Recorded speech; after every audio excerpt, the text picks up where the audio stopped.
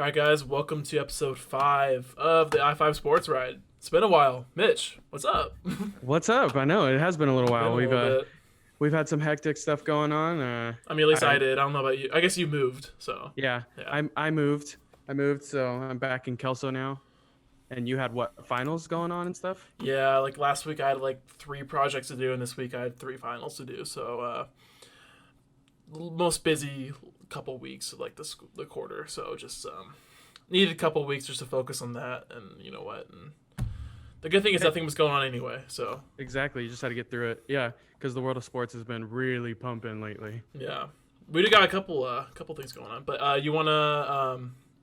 you got something to say real quick first? Yeah, Right? for Yeah, sure.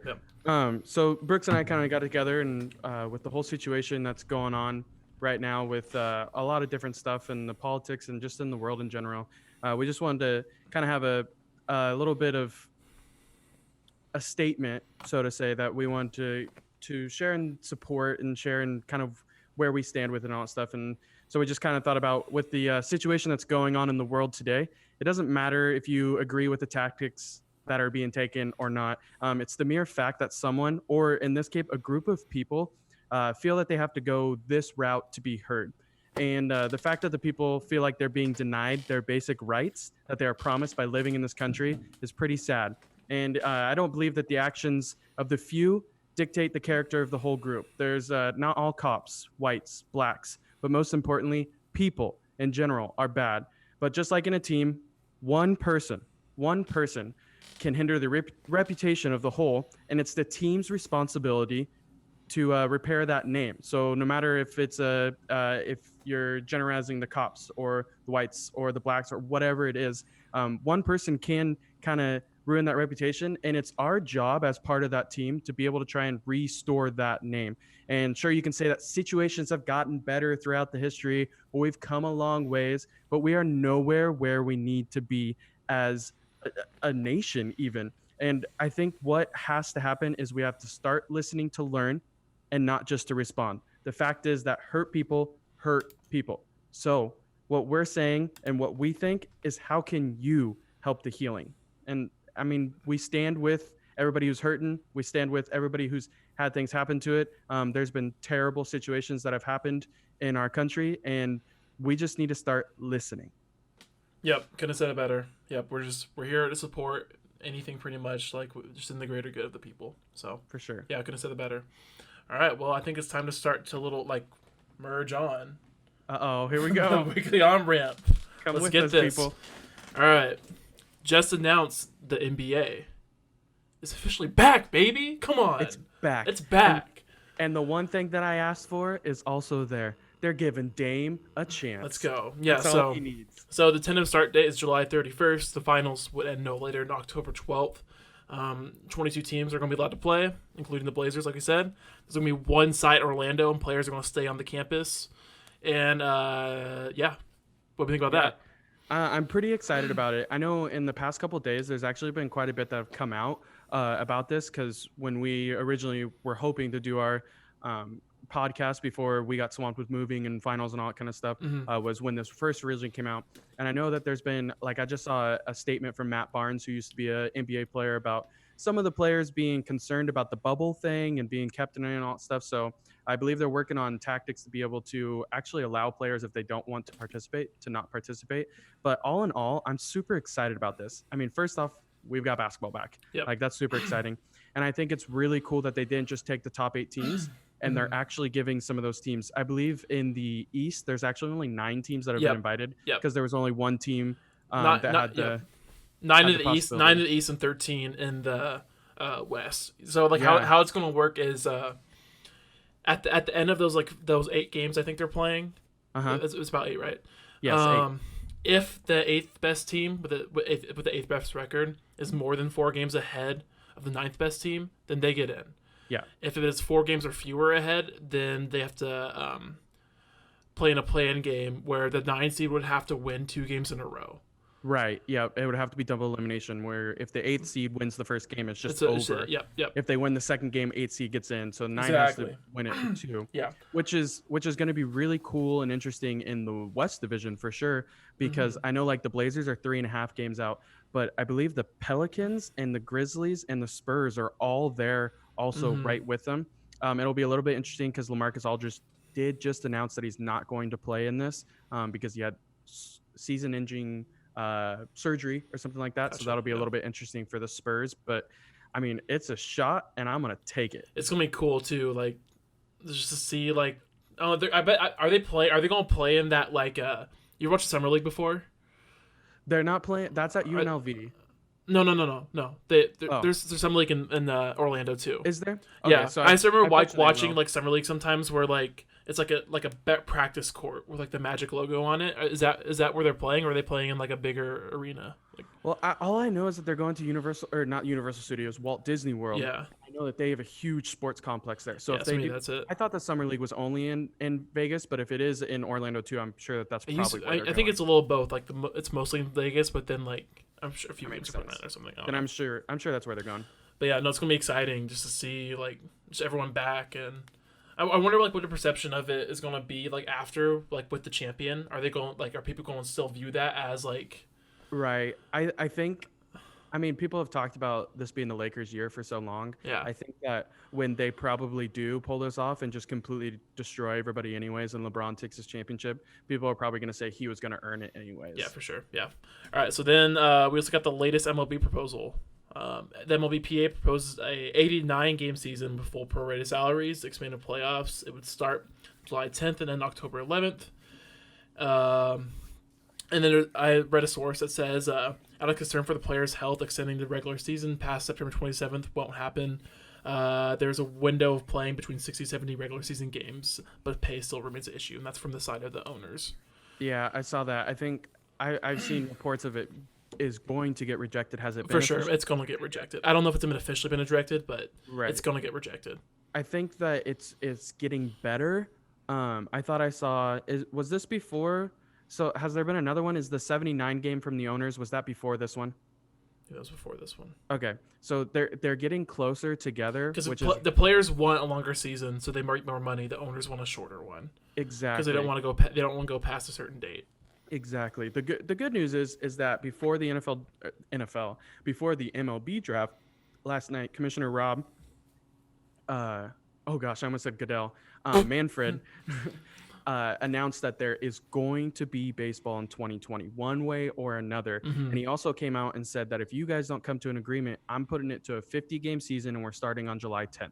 Mm-hmm. I also saw reports that they have agreed that they are starting on July 10th, but now what's up in the air is the amount of games and the pay and everything. So Of course, yep.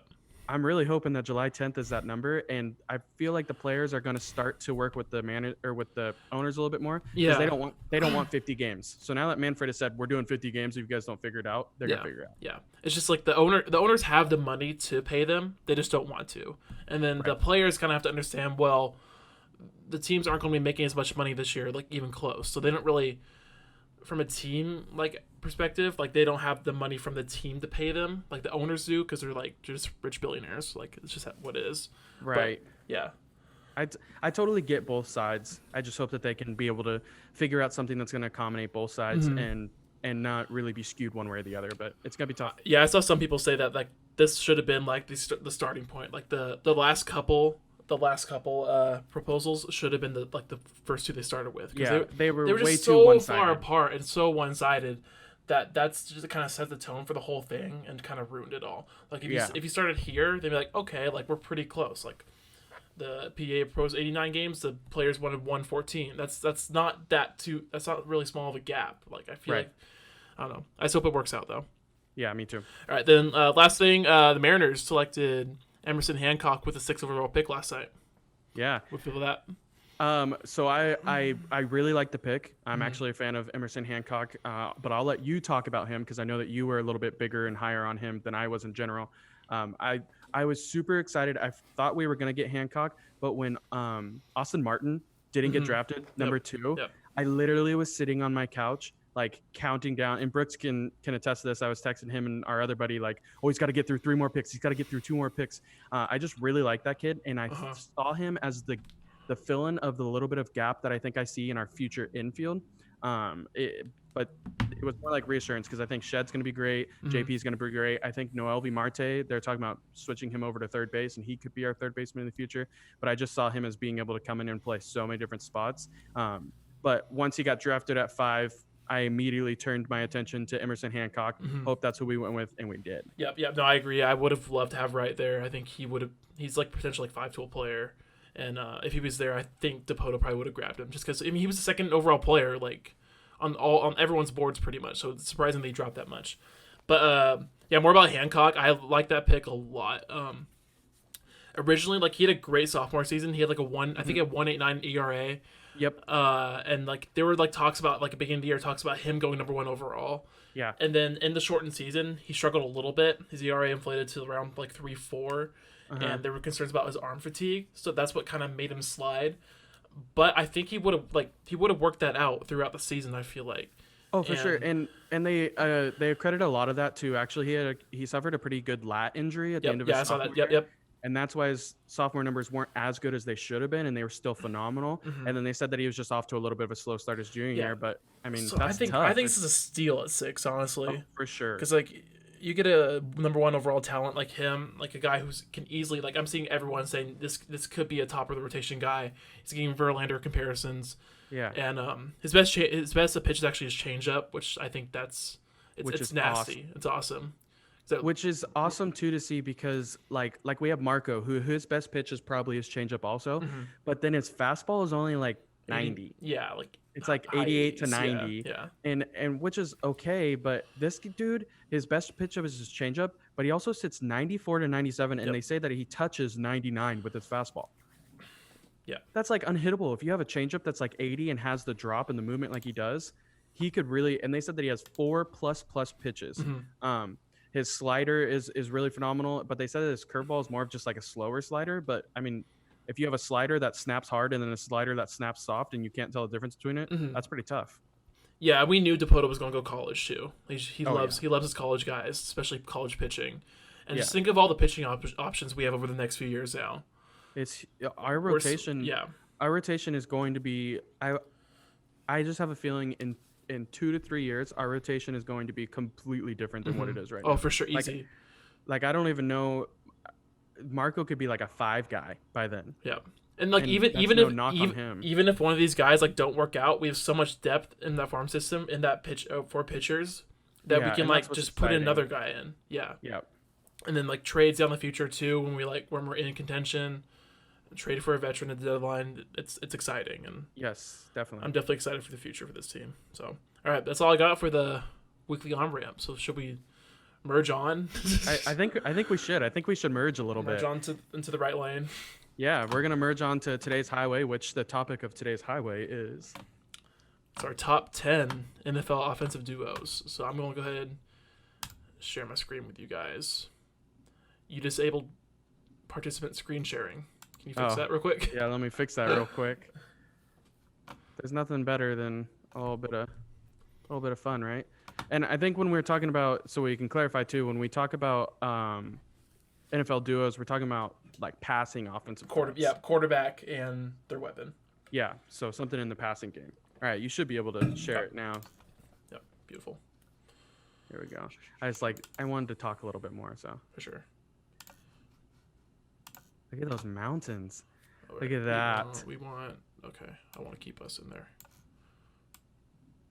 Let's just go like that. That look good. That looks good. Okay. Yes, sir. There we go. Did you really pull my college baseball picture? Yeah, and then I pulled like my junior year basketball picture. Look at us. Look at those youngins. I love it. Yeah, so this is what we got. Nothing really. I don't know. They're kind of same. Like, I'm sure you guys have started to notice that we agree on everything. I know it gets kind of sucks, sometimes, but it's okay. Let's start with our top guys, I guess. You put Tom Brady, Mike Evans. Like, what's up with that? I don't know. Well, I think it's funny because you have Tom Brady too, but you have Rob Gronkowski, which I flip back and forth between going either Gronk or Mhm. Mike Evans because Gronk is the man. But I think he's going to have a slow start because he has been off and he's been focusing a little bit on his WWE championship. But I think what's going to be really cool about Tom Brady and Mike Evans is the fact that, I mean, Tom Brady, in case you forgot, Tom Brady actually was with Randy Moss for part of his career, which was from the '07 to '08 or '09 timeframe. And during that time frame, Randy Moss put up some pretty crazy numbers. He had his highest completion percentage, his highest yards, and his highest touchdowns season numbers in '07 when he joined with Brady, which were like lucrative. He had a 1,493 yards, which was his career best too. And so I'm thinking that he's going to do the same thing with Mike Evans because I'm not saying that Mike Evans is Randy Moss, Mhm. but he's that big body build. He's got speed to him. He goes up and gets the ball. Evans had what was it, 9 seasons in a row with 1,000 yards or better, and he had 8 touchdowns in the last 2 years, which his touchdown numbers were a little bit down, but that's because he had Jameis Winston, who is hit or miss on what he's going to do and all that kind of stuff, even though he had the high touchdown numbers last year. But Brady loves his big red zone targets. And the awesome thing is that the safety is going to have to help with Gronk in the middle and help the linebackers out. So Mike Evans is going to have a lot of single coverage. So I think they're going to explode this year. Yeah, my thing was that like when making this list, I decided to stick to guys who have been together already. I didn't really want to put new duos on here because we don't really know how much they're going to click yet. Like Yep, totally understandable. Tom Brady's offense in Tampa Bay is going to be so much more different than it was in New England because Yeah. I think Arians is more like, oh, let's chuck it downfield, throw it as far as you can, and Brady hasn't really showed that the past few years like he used to be, like you were saying, like with Randy Moss. So we'll see if he can adjust to that and like see if he still has it. But I had Tom Brady and like Mike Evans in my honorable mentions list too. So I really considered putting him on there, but I ended up going Gronk just because they got that connection already. They're like best buds, and Yep. but I put him down number 7 because I think the top 6 is pretty like set in stone for me. Because with Drew Brees and Michael Thomas, I think they're easily the best duo in the league in my opinion. I didn't really consider anyone else in number 1. Michael Thomas led the league in receiving yards last year. That's even with Teddy Bridgewater at quarterback for a little bit, and he's not really a huge passer to say the least. But wait Wait We'll till see. number 10. We'll see. But they got a connection going. I think Michael Thomas is a beast, and with Drew Brees a full year, hopefully back and healthy, completely healthy. I think they're easily the best duo for sure. Yeah, I think that they're both phenomenal. Yeah. They dropped on my list to 5 just because I think that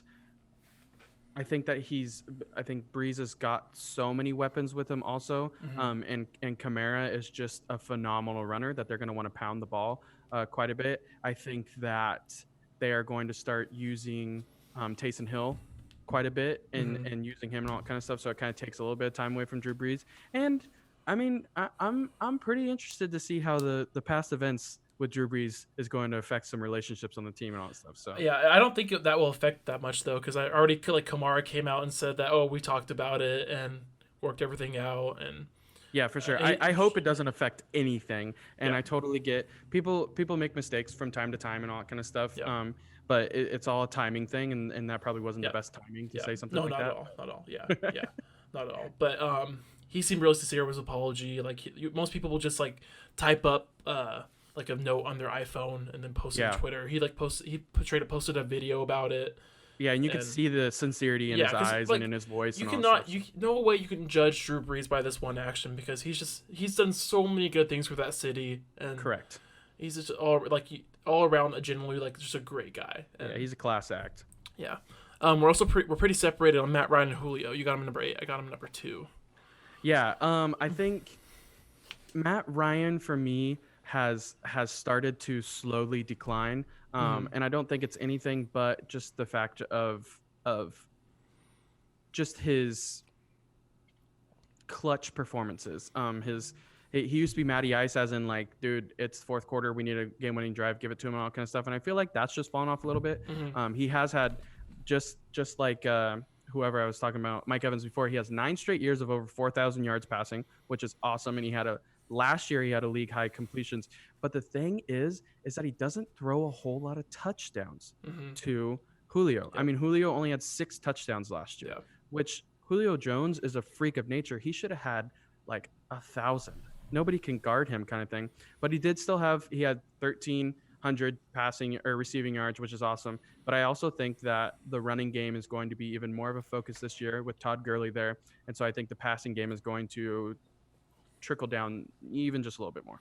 Yeah, I think they had a young offensive line last year. I think if that improves, that helps out Matt Ryan. I think we kind of see him go back to that like elite quarterback status a little bit. And he's not going to be like up at the top with like Patrick or Drew or anything. But I definitely see improvement from last year and kind of like get back to what we kind of know of that duo. So that's what I'm kind of banking on with my ranking them at 2, kind of banking on them bouncing back. But I mean, we'll see. I hope it does. I love Matty Ice, and if it does bounce back, I'm probably going to take him in fantasy football and hope that it does. So. And then hopefully like Calvin Ridley approves too. Yes. And then that kind of brings a little bit of tension off of They Julio. did lose Austin Hooper, which That doesn't help at all. Yeah. One thing that I see in your list though that kind of twinkles at my eye. I'm always a big fan of him, but I don't really have any faith a lot in his receiving corps. Matthew Stafford at number 8. So I think Kenny Galladay is extremely underrated. I think he's extremely underrated. Yeah. He was 7th in yards last year.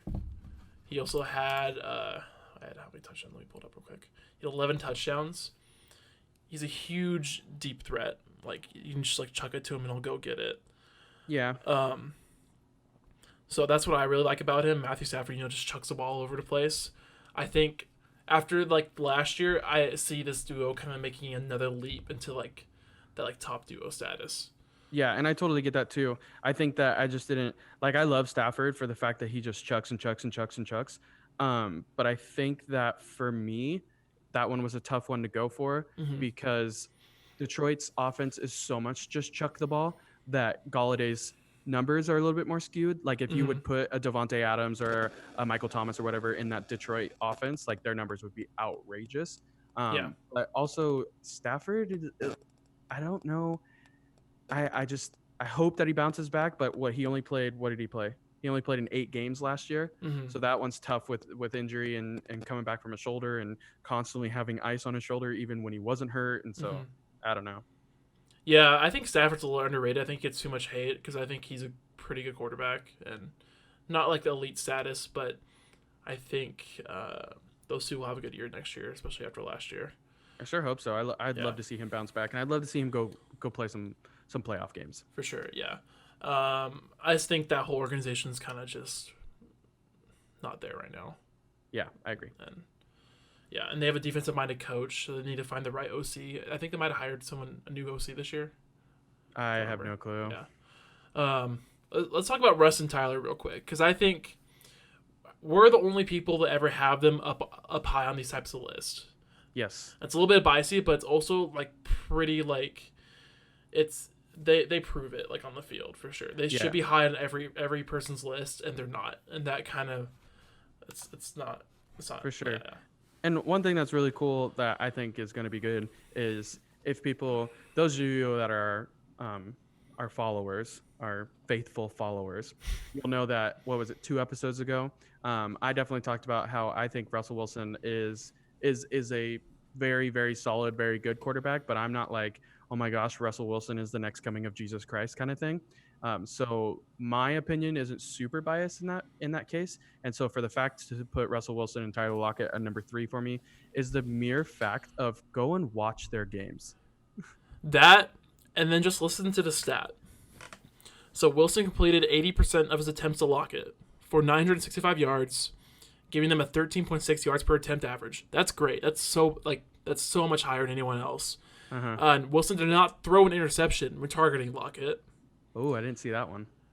And then add those numbers up along with the 10 touchdowns. Wilson had a perfect 158.3 passer rating when targeting Lockett. That's all people need to know to put him high on the list. I don't get why. I even saw a top 10 list where they didn't even list it. They listed like Tannehill and AJ Brown like ahead of them. It's just It's Yeah, and I definitely ridiculous had how people don't recognize those two. right. I definitely had Tannehill in my sights when I was thinking of this, but I mean, and that was in 2018 was the 158.3 passer rating with all those numbers, and most people will say, well, that's 2 years ago. Well, last year combined they had 1,057 yards, which is even more, and they had 8 touchdowns, which is only two. But DK Metcalf comes into the picture and has to take some of the touchdowns, obviously, and their passer rating is still up there. He's got an over 80% completion rate to him. Mhm. I didn't check to see how many interceptions he threw targeting him last year, but I highly doubt it was very high. No. The thing that I really like with Lockett and Wilson is Wilson, as you can go back and watch, I think that Wilson escapes the pocket sometimes way too early. He gets scared of defenders coming and gets out of that formed pocket that's for him instead of stepping up. But when he does that, it's not like Lockett's just like, oh, I'm going to keep running my route and not pay attention. He comes back to him. Like, go and watch how many times Wilson scrambles out of the pocket and Lockett just comes out of nowhere and they connect. Like, that connection is just so tight there. It's unreal to me. Yeah. No, you could have said it better. Like it's so good to watch and just watch their highlights on YouTube, and anyone who doubts that duo, just watch them and they got the chemistry like no other. Yep. And then you had Josh Allen at 7. That seems a little high. I was hoping you were going to say that one. No. Josh Allen, I think, is going to be one of the future faces of the NFL in general. I'm not saying that he's going to be the guy. Like, obviously, I think that probably Lamar Jackson is going to be a bigger face and Patrick Mahomes and all that stuff. But I think that he's going to be one of the top 10 quarterbacks for years to come. I have a little bit of bias for him because I had him on my fantasy team, and his numbers took me to the championship, which I then lost again for the 5th year in a row. But Josh Allen is, let's see, he has a ginormous arm. He can chuck the ball down the field just like Mahomes. And his accuracy is even getting better with everything. He had 3,089 yards last year and only 20 touchdowns. But if you can name me 2 or more of the receivers options that he had on the team last year, I'm going to give you a couple claps and a kudos and ask to see your browsing history, because he had what I would like to say subpar wide receivers and tight end options last year. They were getting better as the years went, and their names that are some kind of familiar, but nothing. John Brown, Cole Beasley. Yeah, Was it Cole Beasley on the Bills last year? Correct. Yeah. And what were those? And the Knox kid was the tight end who's young but isn't phenomenal. And what John Brown and Cole Beasley were like the 3rd, 4th options on the Cardinals when Brown was there, and Beasley when he was with the Cowboys, and they had to come and be the 1 and 2.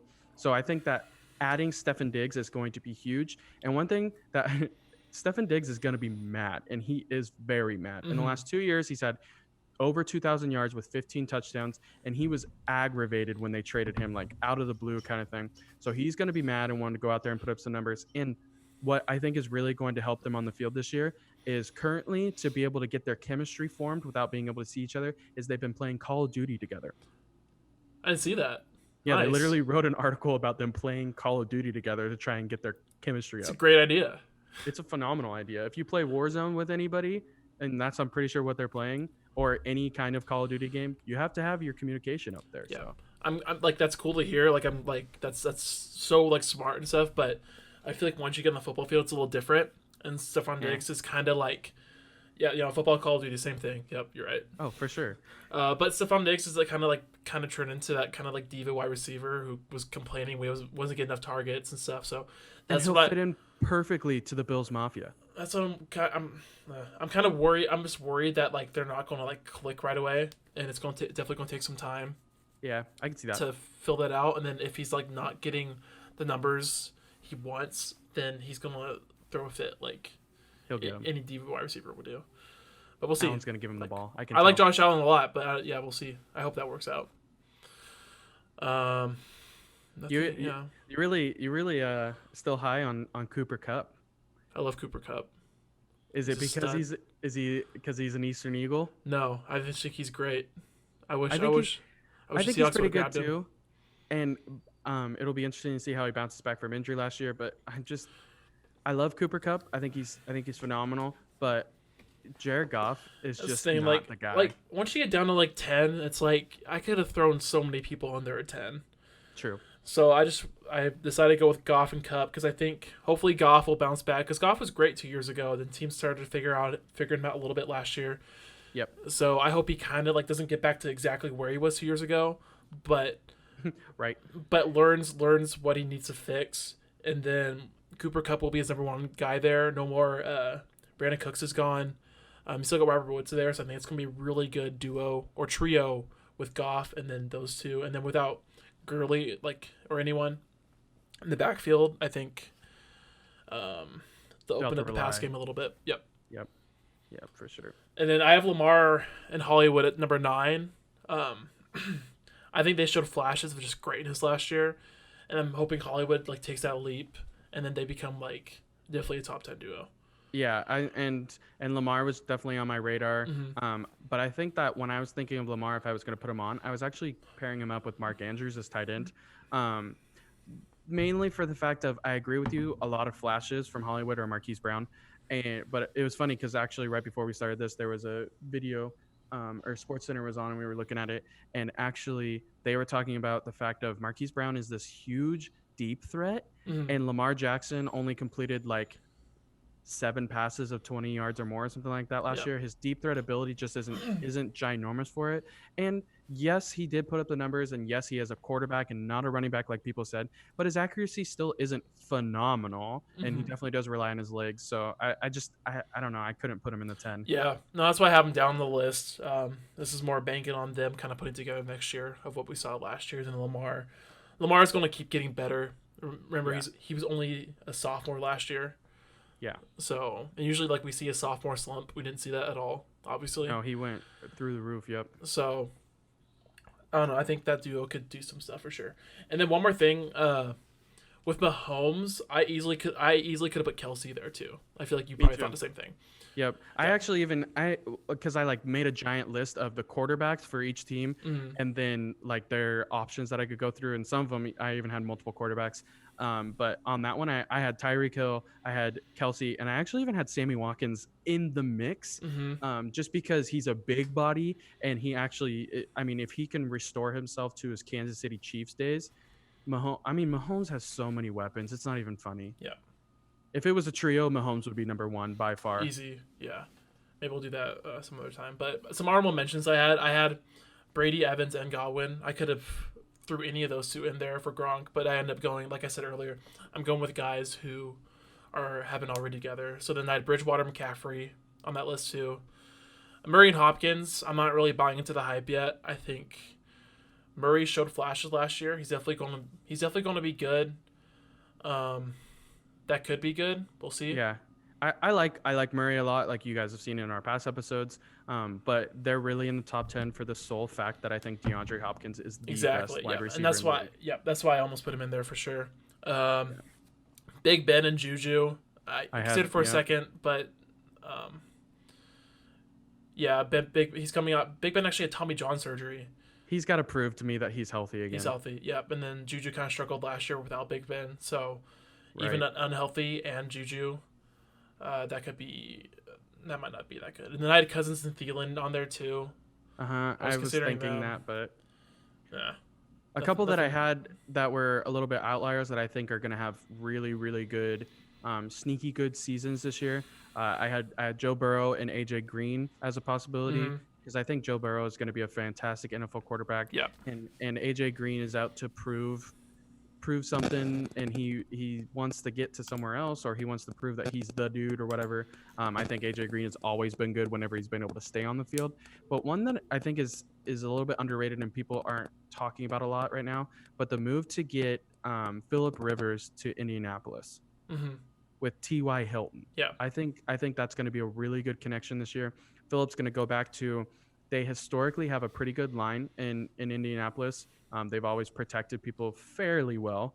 And I think Phillip Rivers going and being the gunslinger like Brett Favre was, I think he's going to go to a fresh team and he's just going to sling it all around, kind of like Favre did when he went to the Jets at first and put up big numbers, and then went over to the Vikings and put up big numbers. So I think it's going to be really interesting to watch. Yeah, no, I like that a lot. I think it's gonna be a good duo for sure. Yeah, that's about all we got for you guys today. A little short one, but Yeah. hopefully we start seeing some more sports pop up soon. Yeah, because I'm super excited. Like what we talked about in the in our on ramp segment, Yep. is the fact that if baseball does go with this July 10th start and they get it going, we're gonna have baseball by the end of July. We're gonna have baseball and basketball running at the same time. Even hockey too. Hockey is supposed to be coming back, like we talked about, I think, in our last episode. Football's not going to be far behind.